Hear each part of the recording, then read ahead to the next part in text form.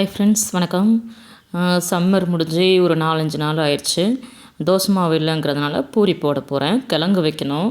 நம்ம ஊரெல்லாம் சுற்றிட்டு வந்துட்டு வீட்டில் வேலை செய்யணும்னா அவ்வளோ கஷ்டமாக இருக்கும். எனக்கும் அப்படி தான் இருக்குது. உங்களுக்கெல்லாம் எப்படி இருக்குது? சம்மர் ஸ்டார்ட் ஆகிடுச்சா? இன்னும் நீங்கள் வெக்கேஷன் ஸ்டார்ட் பண்ணிட்டீங்களான்னு கமெண்ட்டில் சொல்லுங்கள். பூரி எப்போவுமே கிழங்கு தான் எனக்கு ரொம்ப பிடிக்கும். சாம்பார் சட்னியை விட கிழங்கு எனக்கு கொஞ்சம் கெட்டியாக இருக்கணும். அம்மா தண்ணியாக செஞ்சு கடலை மாவு சேர்ப்பாங்க.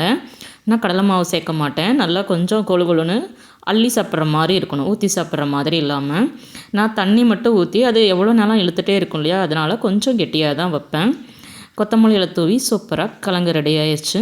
தக்காளி சேர்க்க மாட்டேன். சில பேர் தக்காளி சேர்ப்பாங்க, நான் தக்காளி சேர்க்க மாட்டேன். அது எனக்கு என்னமோ சாம்பார் டேஸ்ட் வரும்.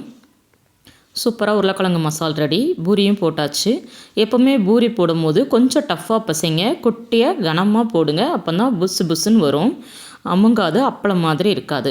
கடையில் இருக்கிற மாதிரி பூரி புஸ்ஸுன்னு நிற்கணுன்னா சும்மா ஒரு ஸ்பூன் அளவுக்கு ரவை சேர்த்துக்கோங்க. ட்ரை பண்ணி பாருங்கள். பூரி உங்கள் வீட்டு பூரியும் புசு புஸ்ஸுன்னு இருக்கும். எனக்கு இந்த மாதிரி கிழங்கு மேலே வச்சு சாப்பிட்றது பிடிக்கும். அப்போ உங்களுக்கு